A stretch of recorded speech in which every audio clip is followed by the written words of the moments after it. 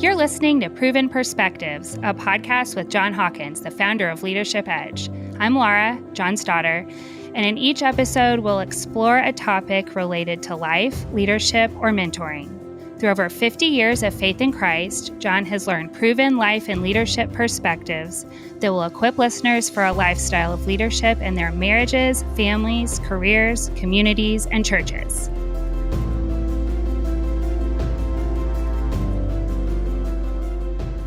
Welcome, Proven Perspective listeners. It's a pleasure to have you join us today. This is Todd Melby, the president of Leadership Edge, serving as your host while John and Laura take a well-deserved break. Today, we're going to broaden our view on mentoring a little bit. I have a picture in my mind that I often refer to when considering Leadership Edge's place in the world. I imagine the kingdom like a wheel and the gospel as the hub. And I then imagine Leadership Edge as a tiny spoke on that wheel. And our purpose is to steward our influence as effectively as we can to do our part in making that wheel roll smoothly. And one of the ways I see opportunities to steward our influence is to consider ways to encourage and promote others who are impacting the world in similar ways by God's grace and for his glory. So today you have the treat of hearing from a dear friend and mentor of mine, Tim Oakley. And Tim and I were introduced about a decade ago. Gosh, it's hard to believe it's been that long. When I was working at my previous startup, I was up to my eyeballs in life challenges, and I was new to marriage. I was new to parenting. I was new to being a Christ-centered entrepreneur. I could go on. There's all kinds of things. But anyway, I had recently completed my Leadership Edge mentoring relationship, and I was looking to get into something else to continue my formation. And I was introduced to radical mentoring. And Tim, who was facilitating a mentoring group with a bunch of guys in a similar stage of life as me, and it seemed like a good next step to me. And it was. I was blessed to be a part of the group with him and some other guys who were fighting the good fight of faith. And I was not expecting to be running an organization dedicated to developing leaders through mentoring at that time. But who knows? Maybe Tim knew differently. We can ask him in a minute. But so, yeah, a little bit about Tim. Along with being a godly man and a godly husband and a godly father, Tim is he's had a lot of career success as well, and I'll let him dive deeper into each of those. But just quickly, Tim has over 30 years of experience as an operating CFO, leading a number of high growth public and private companies here in the Triangle area, and that experience was a blessing to me at my previous company. Currently, he's an executive at Prudent Growth Partners, which is a private real estate investment company based in Chapel Hill, North Carolina. And in addition to Prudent Growth Partners, Tim also leads a company called Thrivers, which offers a framework for business leaders to balance the demands of leading high growth organizations without losing the rest of their lives. So Tim, thank you for joining me today on the podcast. I just appreciate you taking the time and being here. My pleasure. Let's just start off. I wanted you to expand a little bit more on kind of your background, location, family, vocation, all that. Yeah. Well, great. It's great to be together. Yeah. It's kind of a crazy how long we've known each other, but also how short it seems now that it's 10 years ago, right? Yeah. I'm so thankful for the opportunity to have met you. And that was just all the groups are great, but I think that was a 2015 group, and like with Trevor Smith and Adam Klein, Jason Dean, just a great group of guys. And that was such a blessing. And a lot of what we'll talk about today, you actually were able to experience. So it was a blessing for me. And then also to have you and have walked with you through precision biosciences and all the craziness of a payroll away from running out of money all the way to an IPO, right? You experienced all the highs and lows of that entrepreneurial journey, and it was just a pleasure to be able to shoulder with you through that. And then also you determining what do you do, after that, after a great success and lots of options in front of you. And so such a great discernment process, I think, that you went through. It was great to be a part of that. And then to have you land at Leadership Edge, which of course, John Hawkins is such an amazing lover of people's hearts and servant. And I met him at Church of the Good Shepherd, and then he actually introduced me to one of my best friends, Henry Kasner. And, we've been great friends ever since, and all the great work Henry's doing, at Faith Driven Entrepreneur and Faith Driven Investor. So a lot of special connections there that I'm very, very thankful for. So you gave a little bit on the vocation. I can touch on that. But I grew up in Durham, North Carolina. This accent is well honed, after being born in Durham. My kids are kind of fourth generation Durhamians, if you will. We still own the house my mom was born in, the house I was born in, and the house I grew up in. So we have a lot of roots here in Durham, even though a lot of my working career was in Atlanta and Washington, D.C. So I'm very, very, very thankful for this place. And I became a Christian, at a young age. And my mom is the last living member of Ridgecrest Baptist, founding member of Ridgecrest Baptist Church, where I became a Christian and learned about the Lord and kind of set me on my path. I'm been married to Edie for 25 years, and we just celebrated that on November 8th. And then I have two boys, Ryan, who is a junior in high school at Trinity School of Durham and Chapel Hill, and Timothy, who's now a sophomore at Belmont down in Nashville. Do you remember those guys when they were much smaller and running around here? So much smaller. Playing. Yeah. So it's kind of hard to believe. Yeah, for sure. So, So that's kind of, some roots and really on the little bit more on the vocational side, I really started out PricewaterhouseCoopers, never should have majored in accounting, don't really like it. Went into public accounting, hated it. But then I got the chance to go with, which I'll talk a little bit more as we get into the mentoring, a startup with a Christian leader that gave me an opportunity. And so then began basically joining companies when they had $500,000 to $5 million in revenue, needed to scale the team, raise capital. And I learned that I could, actually build teams and build people, which is also a big piece of, I think, leadership and mentoring, was able to do it in the vocational workspace. I thought I might want to go in the ministry in like the early 2000s, 99, 2000, decided not to do that, but I went back and got my master's in psychology at Gordon Conwell, which is a seminary, and really started kind of bivocational at that point, doing clinical therapy work at the Center for Psychological and Family Services, and then morphing into more of coaching and mentoring, less of the clinical at that point, although I'm doing more of that now. So it's kind of an 80% CFO, 20% helping professions, if you will. And now I've kind of swapped that. We sold our last tech company, Youth Digital, back in 2019. Joined up with my buddy, Tom Hahn, who runs a real estate private equity firm, and of kind of helping him out on the financial and executive side, like a day and a half a week. And now I spend the 3.5 days a week doing all these helping professions, which is under the Thrivers umbrella. And it kind of has 5 flavors there. One is working with companies. So I have a couple of companies I work with the executive team.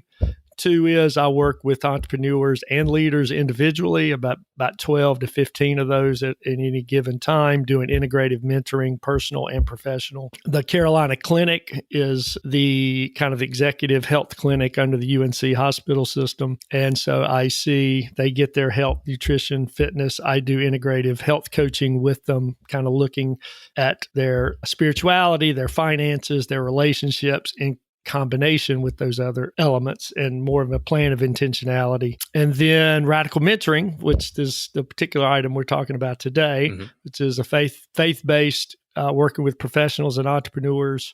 And my particular lane there is married dads with kids under 13, right? Which is how we got together. And then lastly, I'm also now that I've kind of swapped and doing more on the helping side, I'm doing more of the clinical counseling. So doing therapy work with individuals and families all under the Thrivers umbrella. So that's quite a career. And it's so interesting to me how, you laugh about never should have gone into accounting, but then to see how you took finance and have coupled it with clinical therapy and mentoring and those sorts of things.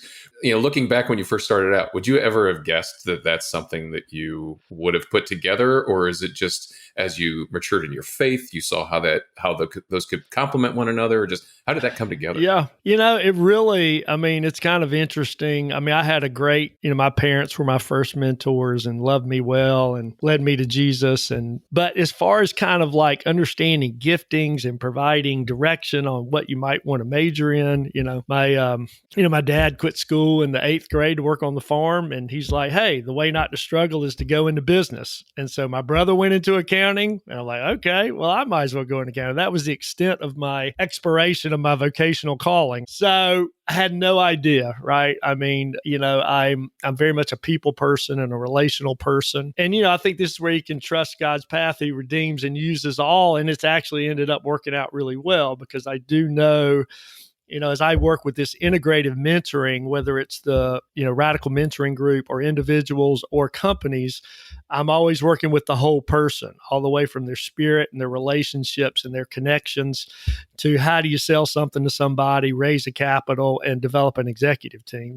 And then with the counseling, you can go also into, the nuances that kind of move across all of those different dimensions in more of an integrated way. So I didn't see it, but I think, God saw it. And I've always been able to, kind of combine those, whether it's been in the business world or working with an individual person in therapy or counseling to kind of be able to thread those dimensions together and track with people towards greater healing and wholeness. And so you mentioned, just counsel you got from your parents growing up and then opportunities in business to see how you could develop teams and lead folks and those sorts of things. What were some of the most formative experiences or, books or scripture or something that really helped you understand why should I even be mentoring? Why is that important? I think, the most important thing, and, I'm very thankful for my parents, and they brought everything they had to the table. I'm just thankful that, they started me on a good path and gave me what they had. But nobody really taught them to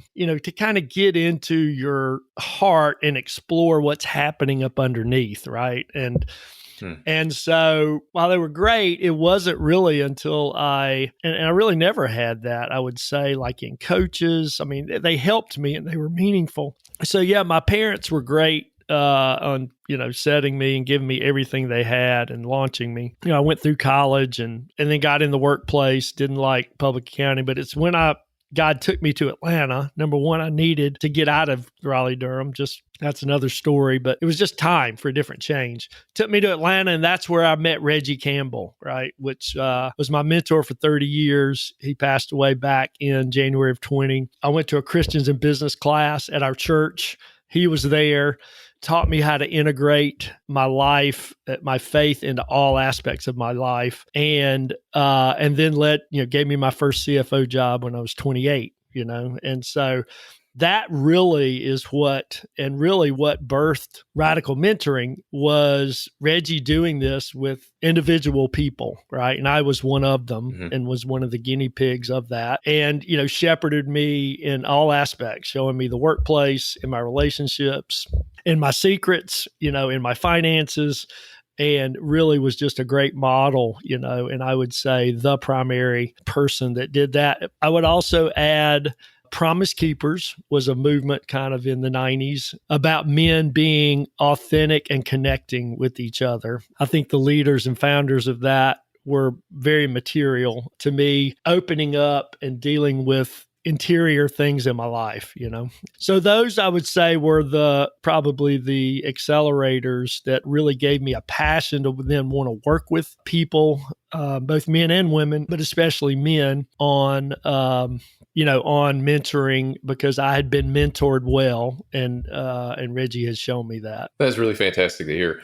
And it's such a common story when I bump into people who do enjoy mentoring, just kind of almost experiencing that in their own lives and wanting to pay it forward to others. So now you find yourself doing that in a lot of your vocation. So what does mentoring look like for you now in the different spheres of influence you're a part of and different formats and those sorts of things? Mentoring is such a, I kind of look at the helping professions on a continuum, if you would. And kind of on one side, if you would, the far right would be consulting, right? Like, you've got an issue and you want an answer, right? And so you come to me and say, here's my particular fact pattern, my issue, tell me the answer, right? And then on the other side, I would say is kind of a deep, where you've got clinical therapy. I mean, I've got an issue. I'm depressed. I've got marital problems. I've got anxiety problems, a DSM diagnosis. And in the middle of that, I would say that's all the way to the left. Moving up further, there is what I would say like light counseling, right? Like, is it coaching or is it therapy? Like it's a little bit of both. Then you kind of, I think, get into what I call integrative health coaching, which is very much client-led, and you're just kind of partnering and collaborating with the client. They have the answer and you're helping them get there. You'll move from there into mentoring, right? So mentoring is, hey, I want to learn from you. It is a collaborative atmosphere, but you also can come at me, challenge me, and call me out, right? Which is kind of what we went through in our group. And then, then you get to, consulting, right? So really finding where you are on that continuum, because if you're trying to be a consultant and having to change hats is a big deal, right? Because like, it's easy to say, I know the answer to this, right? And to give it to you, right? And so I try to be, when I'm in a mentoring mode, I try to stay in that lane. If I put on another hat, I may say it, you're asking for a specific example. I'm just consulting, right? Or, hey, let's do more of a coaching or collaborative where I'm getting you to say the answer. I work with that in a lot of different venues, right? I think we talked about it earlier. And I think, when you're mentoring, you're basically discipling and loving people and trying to guide them on their way, right? So that happens in the home. I'm a dad. I'm a husband first and foremost, right? And it happens in the workplace where I'm a leader trying to shape reality, got the tensions of delivering shareholder returns while trying to love you and give you unconditional regard and acceptance. And that's a whole nother art. And how do you lead people into doing that and navigating that? Also, then working with men, whether it's teams or not men and women on executive teams. How do they have team health? How do they have conflict? And then how do you use that to make decisions?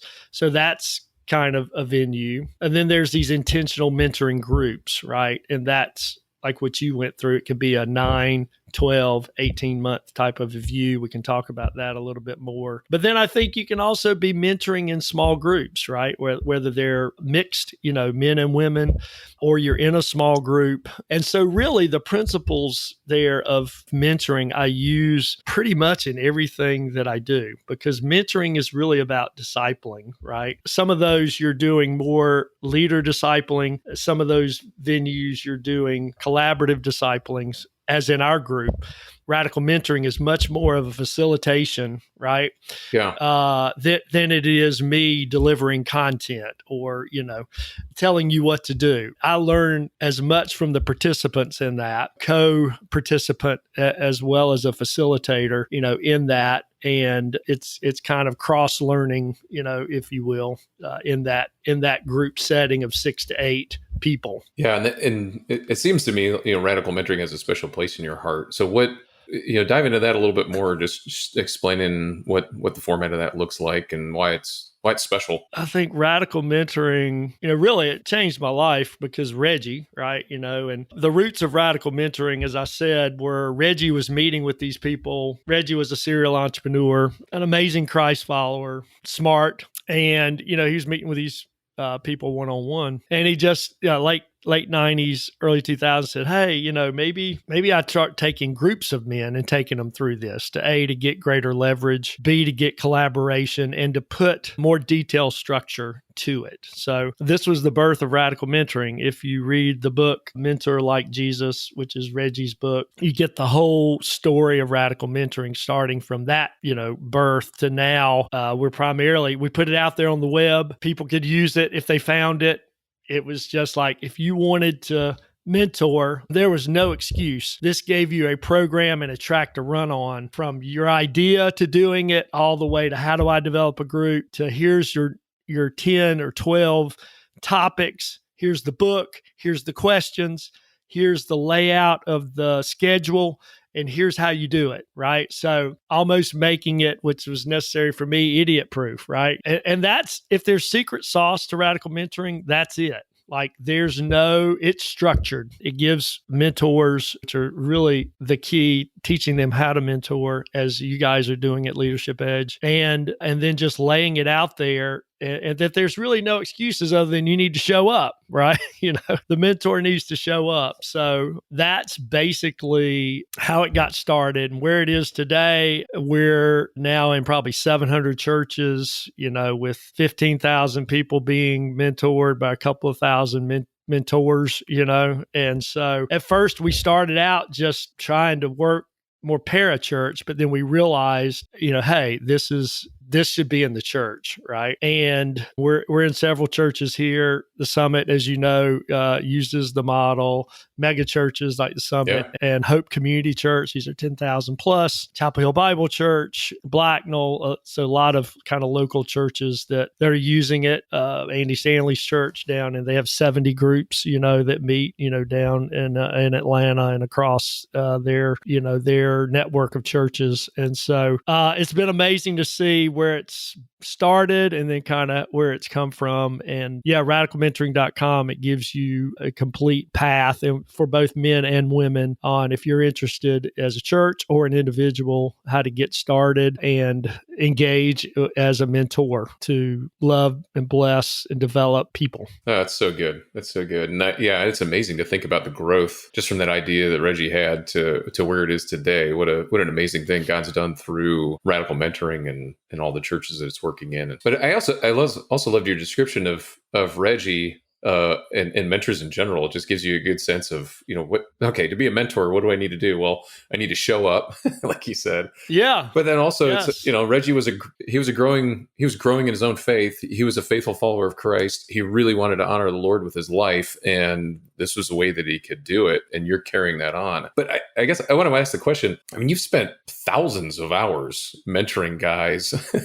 like me, and, where I was, a decade ago in that season of life. And sure. You continue to do that when you could be spending time with your family, with your wife, with your kids, and work and those sorts of things. Why invest all of this into, mentoring some other guys that before you start a radical mentoring group, you don't really know them that well? Yeah. I think number one, Reggie did it for me, and it made all the difference, right? And he was simply modeling what Jesus did, which he handpicked a group of guys and walked with them for a season, a fine period of time, developed them and shared topics and looked into their lives based on whether they were a fisherman or a tax collector, and pointed them toward what love looks like, right? And gave them a safe place to ask the hard questions of, wow, Judaism doesn't seem to be what you're saying, or how does Judaism fit?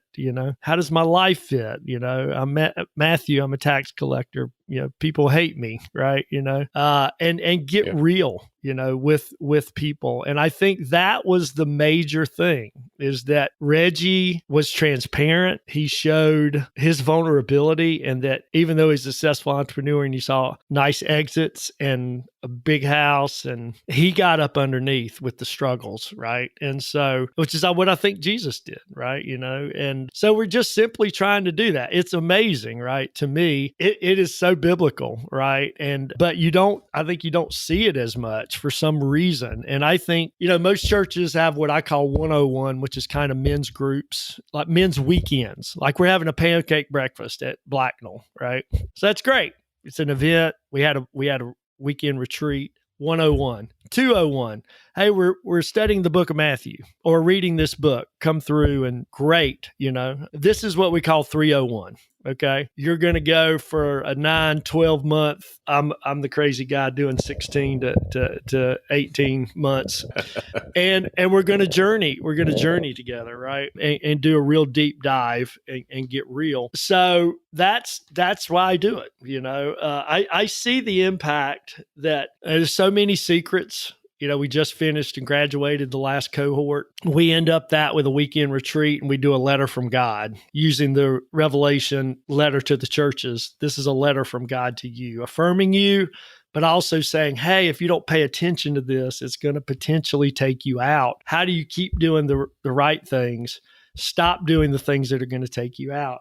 And that you're going to get real with someone and journey with them about changing it and repenting of it, right? And so that's the biggest thing I want guys coming out, that they've having transparent relationships with their wives, but also a guy or two, to talk about life, to be transparent, and to commune with each other, which ultimately to me is the gospel. That's really good. Well, as we're getting near the end here, I wanted to ask, just what are some key things that you've also, in addition to what you just shared, some key things you've learned from mentoring, your hopes for, what you want for the guys that you mentor, as well as, why should others mentor? Why? I think you've made a really good argument for yourself and your experience, but just if you would encourage people to get involved, why? Well, I think first and foremost, if we're going to model what Jesus did, this is a major thing, right? Especially in his ministry, is to be journeying with a group of people and sharing your life with them, being a season or two ahead, right, of someone and showing them the mistakes you made, some of the things you did right, and, guiding them. And so, this is the most impactful thing I do, regardless of the 9 startups we've done. And, a number of them are successful, regardless of, only second to being a dad and a husband. This is it. Right. And so when you see the fruit of a dad being present with their children and not being an idol to work, when you see men that are dealing with their pornography, which quite frankly, all guys have some wounds in this area, right? Because our dads weren't there to show us what this looks like. And then teaching dads, how do you do that, right? Here are your finances. Mm-hmm. What are they? Where are they going? You get feet on the street with radical mentoring. It shows you how to take these concepts and put feet on them and legs on them. And how do you walk with your wife, walk with your children, walk in the marketplace? So guys and women need this, right? We need safe places to process. And I can't think of anything, if you're called into mentoring, which I think to some extent we all are, and it doesn't have to be big. It can be one-on-one like Leadership Edge does. It can be in groups like Radical Mentoring, and then it can be in these different places, your marketplace or small group or whatever. But being intentional and showing up, right? And to me, it's one of the greatest rewards, I think, because Christ called us to it and said the Great Commission, right? Go and make disciples. Okay. Well, if you're not in communion with some other people, yes, people that you're sitting in church and you're in a small group of mixed of men and women, I would estimate that maybe 50% of your life is known, and that would be a lot. Okay. Probably more like a third. And it's not until you're getting into a safe place where you can share your story, which by the way, is probably the most impactful thing that you do in the mentoring group, is share your story in a detailed way that I give you a track to run on. And then you're going to explore that and say, what is keeping me from being a Christ follower? What is taking me there? And how am I more intentional around loving my wife, my kids, and my community? And to me, that's what it's all about, is John 17. Be one with each other as the Father, Son, and Holy Spirit are one. And so to me, it's the essence of the gospel, is to be connected in that way and trying to point people in that direction. I can't think of anything that for me has been more impactful. And I think that can be impactful for others that are going to make disciples of those around them. That's really good. Well, Tim, thanks so much for everything you just shared. That was such an encouragement. I think it'll be a huge encouragement to our listeners and hopefully be a motivation for people as maybe they're thinking toward, New Year's resolutions. What should I do next year? Well, look for someone around you can pour into, whether it be one-on-one or whether you want to do it in a small group at church or do it through something like Radical Mentoring or consider what that looks like in your workplace. I think those are all great things for people to consider, and grateful for how you model that out for me and so many other guys in the community here. And like I said, I hope it's an encouragement for everybody else listening to look for ways to do that